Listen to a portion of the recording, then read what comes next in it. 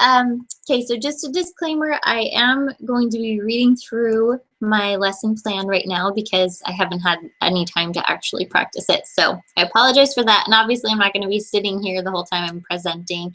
And I'm going to have a PowerPoint behind me and then worksheets. And I'll let you know when I'm handing out worksheets. But here we go. I want to take a minute. Okay, so sorry, starting over. Okay, I want to thank everybody for coming today. I want to take a minute to introduce myself. My name is Megan Kuntz, and I am currently finishing up a degree in marriage and family studies. And to be completely honest, the reason that I originally chose this degree was because I didn't like any of the other options that were available for online study. But as I have studied this topic, it has become something that I'm passionate about.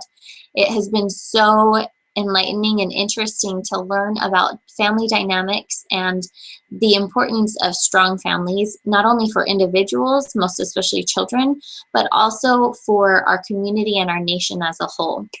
So I'm really excited today to be able to share with you some things that I was able to learn about how we can communicate better with our spouses and strengthen our marriages.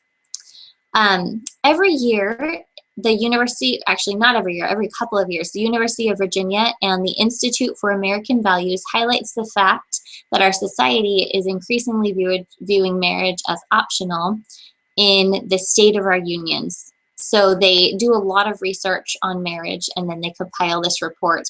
And they have found that the attitude towards marriage really is becoming that it's not so much about your family anymore, it's about you. So if your marriage is not bringing personal fulfillment and satisfaction, then just go ahead and leave. And the idea that your marriage, if your marriage isn't currently benefiting you, then you have no obligation to stay is really the common trend in society. But rather than simply giving up on our marriages, we need to be making them a priority in our lives. We need to make time for one another and put each other before work and media. And on top of work and media, it's so easy to lose our marriage to our children by putting them first in our lives. However, our children's security and stability actually rely on our commitment and the strength of our marriage. So the best gift that you can give your children is to love your spouse and to be fiercely loyal to one another. So today we're going to discuss some different tools that can be used to strengthen your marriage. The bulk of our material is coming from two different sources. The first is Dr. John Gottman, and the second is called Couple Communication. So Gottman is renowned as the nation's leading expert in marriage relationships. He has spent over 40 years researching couples and how they interact with one another. And after watching a couple discuss a conflict in their marriage, he can actually predict whether or not they will divorce with 94% accuracy. Couples communication began at the University of Minnesota Family Study Center, and the program has been translated into over a dozen languages and has received numerous awards. So there's going to be a lot of information today. So as we go through the material, don't be overwhelmed. Just choose 3 or 4 tools that stand out to you that you think would really benefit your marriage. And then at the end, you can discuss those tools with your spouse and how you want to implement them. So the first thing I'd like to do is take a few minutes with have you take a few minutes with your spouse to write down what you envision for your marriage in 1 year and then 10 years. And this is your time to be creative and become the builders of your own marriage. Okay, so at this point, I'm going to hand everybody a little worksheet and it's going to have space for them to write down those 2 goals. So they'll have a couple minutes to do that. Okay. And then I'll start talking again. So before we begin, I want to give a little background on Dr. Gottman's 4 horsemen. So he's identified 4 communication behaviors that, if frequently present in our marriage, very often predict divorce. Because of this, he's called them the 4 horsemen. So if you're familiar with the 4 horsemen of the apocalypse from the Bible, you know these are the 4 things that are supposed to bring on the apocalypse or the end of the world. Well, the 4 horsemen that we're going to talk about today are obviously not the 4 horsemen of the end of the world, but they are the 4 horsemen that bring on the end of marriages. So on your papers, I want you to just jot down a guess at what these 4 horsemen might be. So I'm going to provide a few minutes for them to do that. Okay. I am going to lead into the Four Horsemen by discussing one communication pattern that often leads to having these Four Horsemen present in our conversations. And this is a harsh startup. So just to define this, it's beginning a conversation in a negative, accusatory, sarcastic, or critical way. So just right off the bat, you're jumping in there in this negative way. And Gottman said, if your discussion begins with a harsh startup, it will inevitably end on a negative note. And 96% of the time, you can predict the outcome of a conversation based on the first 3 minutes of the 15-minute interaction. So the beginning of your conversation truly is key to having a successful and positive communication with your spouse.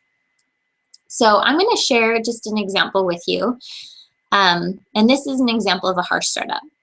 So Chris and Jessica bring up the subject of whether or not to allow Jessica's alcoholic brother to be involved with their children. As soon as the subject surfaces, Chris's voice changes to an annoyed and cynical tone. He tells Jessica that he's sick of discussing this and he wonders if she's more concerned about her brother's wants than his own. Jessica immediately becomes defensive and angry and tells Chris that she's not the only one who doesn't care about her spouse's feelings. They never end up discussing the issue at hand because they're already off track and end up too angry after a few minutes to continue. Okay, so we can see how right off the bat, both of them had that negative reaction and they didn't get anywhere with their discussion. And in fact, it just created tension between the two of them. So an example of how this would look with a softened startup is this. Chris and Jessica bring up the subject of whether or not to allow Jessica's alcoholic brother to be involved with their children. Chris listens to Jessica's desire to let her children get to know their uncle. He calmly expresses his understanding that they have already decided that this might not be the best idea for their children, but he's willing to listen to what she's thinking. Jessica apologizes for bringing it up again when they had already come to a decision, but she lets Chris know that she's been feeling down when she thinks about her brother never knowing her children. They calmly and respectfully try to understand one another's perspective. You can see the vastly different outcome just because of the different way that they initiated that conversation. So now I am actually going to go ahead and split the group into 4 different smaller groups, and each group is going to be given material on one of the 4 horsemen. And we are going to, I'm going to provide you with about 5 minutes for your group to look over the material, and then I want you to assign someone to be your spokesperson to present the material along with any thoughts that you guys have regarding it to the whole group. Okay, so obviously I'm going to allow for this, and I will email you the information that I'm going to provide for them. The 4 horsemen are criticism, contempt, defensiveness, and stonewalling. So I will email that. Sorry, I'm changing that. Okay. I'll email that over. If you could just read through that or skim through it, and just so you have an idea of what's going to be presented. And then after that, they're going to watch a video on the 4 horsemen just to review what we learned. And I'll provide a link. You don't have to watch it, but I'll provide a link if you want to watch it. It's just like a really short YouTube clip. Okay, so after we do all that, we'll jump back in. So we're going to jump back to defensiveness quickly because this is very common and a very natural reaction whenever we feel that someone is attacking us or even simply disagreeing with us. So there's a 12-step program by Harriet Lerner from a book called Marriage Rules that gives us some tips that can help us to lower our defensiveness. So these are the rules. And keep in mind, simple does not mean that they're easy. They are simple, but they're not easy. Number 1 is that you want to name it. And I'm going to have a slide up here for each of these. I'm not going to spend a ton of time on this, but name it. So defensiveness is that immediate knee-jerk response and the heightened sense of tension that might be activated when our spouse says, we have to talk. So in defensive mode, we automatically listen for the inaccuracies, exaggerations, and distortions in our partner's complaint so that we can refute errors, make our case, and remind the other party of their wrongdoings. Becoming aware of our defensiveness can give us a tiny, crucial bit of distance from it. Number 2 is breathe. Defensiveness starts in the body. When we feel threatened, our central nervous system overheats and makes us tense and on guard and unable to take in much new information. So do what you can to just calm yourself, starting just inside your body. You can slow your breathing, just take long, deep breaths, and this will help you to be able to listen a little bit more. Number 3 is don't interrupt.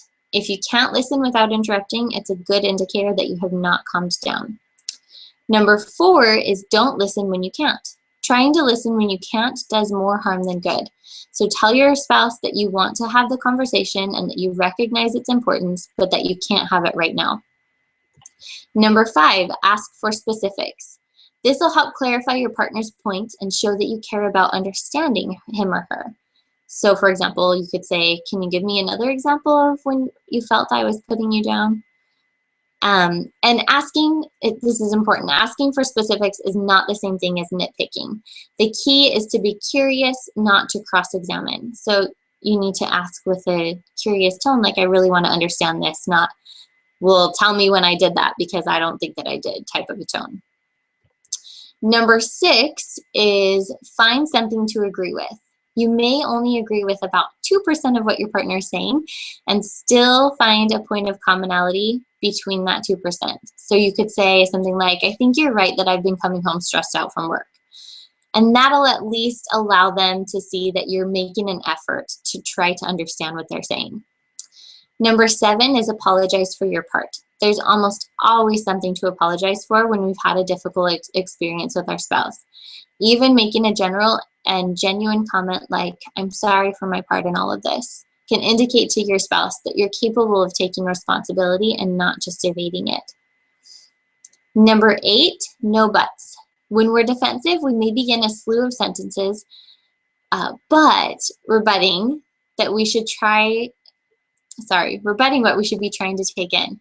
Even if we're listening with open minds, the word but conveys the impression that we're discounting or negating the other person's perspective. So watch out for this little grammatical sign of defensiveness and temporarily ban it from your vocabulary. Instead, ask, okay, do I have this right? Or is there more that you haven't told me? Number 9, don't counter-criticize. There's a time to bring up your own grievances, but that time is not when your spouse has taken the initiative to voice his complaints. If your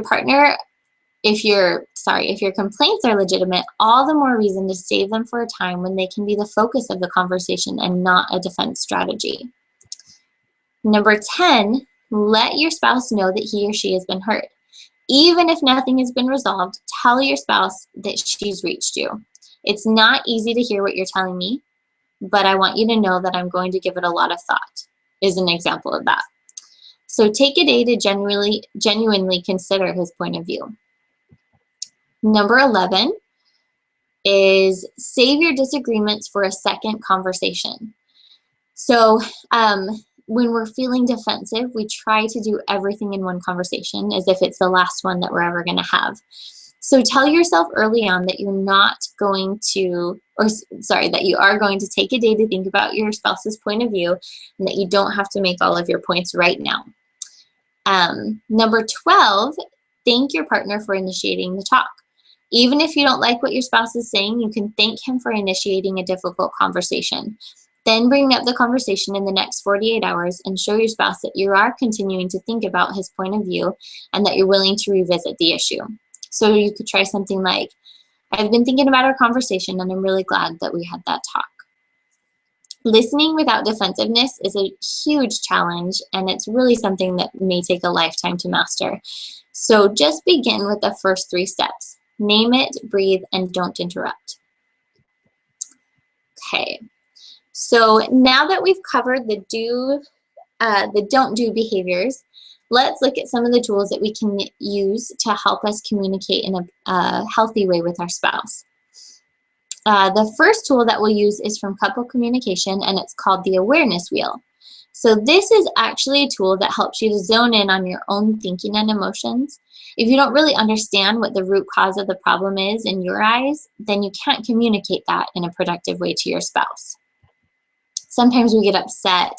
We say, I don't really know I don't know what's wrong. I don't know I'm mad, or you say something that's a surface problem, but you're not really getting to the root. So this will help you to understand the deep causes of what's going on. So the zones, let's see. So I'm going to post, it's a picture, and I'll send this to you as well. It's called the awareness wheel. And so I'm going to talk about the zones. There's sensory data, and that just talks about being aware of everything that's going on around you, what you see and what you hear and everything like that. So, and then the next one is thoughts. So you need to be aware of what your thoughts are. It says you form thoughts. The thoughts that you form, this is totally full of typos here. I copy and pasted this. So anyway, basically your beliefs lead you to form your thoughts, obviously. And you can look at prejudices that you have, or principles that you have, or objections that you have, impressions, assumptions, what's your attitude about this, all of these things. And then look at how you're interpreting the situation. What are you really feeling about it? And so that's number 3, is your feelings. So think about exactly how you feel like, in the situation. So an example would be, I feel like you aren't listening to me. That's a thought, but a better one would be, I feel hurt when you don't listen. So it's really getting down to those feelings. I feel like you're not listening is, like it pointed out, a thought. But if you can understand that that makes you feel hurt, then you're getting somewhere. You're starting to understand why that's a problem for you. And then number 4 is your wants and desires. So anything that you want to change in the situation, or things that you would like to see done differently in the future, different things like that. And then you can talk about your actions and what you guys are going to do going forward. So obviously I will edit that and go into more detail on the actual presentation. And then next I'm going to have the listening cycle, and I will also send that little diagram to you. It says, now that we've gained a better understanding into what we need to do to get to the root of our own feelings, let's look at how we can better understand our spouse when they're trying to convey their feelings to us. When you truly listen to your spouse, you're expressing that you really care about them. Many times we are only partially listening because you're thinking about what we will say in return. At other times, as we listen, we form judgments about whether it's right or wrong, good or bad, or whether we agree or disagree. We compare our viewpoint with theirs. Our listening is more reactive than attentive. It's easy to interrupt by statements or questions. When we do this, we're keeping ourselves at the center and focus our attention on our experience rather than our spouse's. Our goal is understanding, without necessarily agreeing, disagreeing, blaming or defending, or judging, or jumping into action with a solution. Next, we're going to watch a portion of a TED Talk by William Ury, and it's going to be about 8 minutes long, so I can send that to you as well. Again, don't feel like you need to watch it, but it just talks about the importance of listening. Okay, so then we will discuss 5 listening skills that will help you improve your ability to listen. So number 1 is attend. Give your partner your full attention by listening with your body and your mind. Stop any other distracting activities, such as playing a game on your phone or looking at the TV. Turn towards your spouse and give them eye contact. Take in as much sensory data as you can and attend your partner's words and actions. That's worded funny. Sorry. Number 2 is acknowledge. Acknowledging someone's message lets them know that you're with them. Showing interest and respect for what your spouse is saying validates their experience, even if you don't agree. So examples could be, that sounds important. I can see you're really concerned. Or tune into their energy level. Acknowledging the unexpressed feelings and wants release the tension and bring that crucial information into the conversation. Beware of your intentions. If your intention is to subtly persuade him or her to agree with your perspective, you'll be speaking from for your spouse and putting words in their mouth. Acknowledging builds bridges by conveying your acceptance of their right to say what he or she has experienced at that moment. I'm sorry if this is not making sense. I copy and pasted this from my partner's lesson plan, and it's a little jumbled, so I apologize. I hadn't had time to go through it yet. Number 3 is invite more information. So say something, and I didn't copy and paste the whole thing. I'm just talking about this couple communication section. Anyway, say or do something that encourages them to continue talking. So you could say, tell me more. What else can you tell me? Or is there anything else that you'd like to say? Invite after a pause. Invite rather than direct or react. So don't say, tell me more about that, because I'm not understanding. You know, you can say it in a nice, inviting tone. Well, can you tell me more about that? And number 4 is summarize to ensure accuracy. So repeat in your own words what you heard and then ask them if that's right. Number 5, ask open-ended questions. Open-ended questions often begin with a W. Who, what, where, when, or how. Use them to clarify unclear, confusing sensory data, such as, I noticed you're frowning today, what's up? Check accuracy of acknowledgments. You sound really angry with me. How are you feeling? Ask open-ended questions to clarify conflicting mixed messages. Sorry, I'm adding something there. I know you said you would go hiking with me on Saturday, but you look like your heart isn't into it. What do you really want to do? Avoid why questions. Why questions? I am so sorry. This is terrible. Why questions usually are disguised statements. The tone is typically negative. They can have the impact of challenging, blaming, and calling upon you to defend or justify your actions or positions. They tend to put people on the defensive and increase resistance. Asking open-ended questions can be a powerful way to connect with your partner. However, asking too many questions can interfere with the other's natural flow in their story. Most people tell their story best when they are not interrupted. Okay, I apologize. That was a mess. I'm going to go ahead and just do my conclusion really quickly here. So today you've been introduced to different tools to help you improve your marriages. So it's up to you, the builders, to determine what you're building and which tools will be most beneficial to you to apply in your life. We're going to take a few more minutes as couples to discuss which tools you felt would be most beneficial to you and why. Then I'd like each couple to commit to each other 3 things you'll do differently starting today to make your marriage truly beautiful and lasting. I hope each of you have learned skills that will strengthen and bless your marriage. I strongly believe in marriage. It stabilizes our families, communities, and nation. I know that marriage can be hard, but it can also yield some of the most beautiful rewards if we put the effort into it that it calls for. Thank you for coming and participating with me today.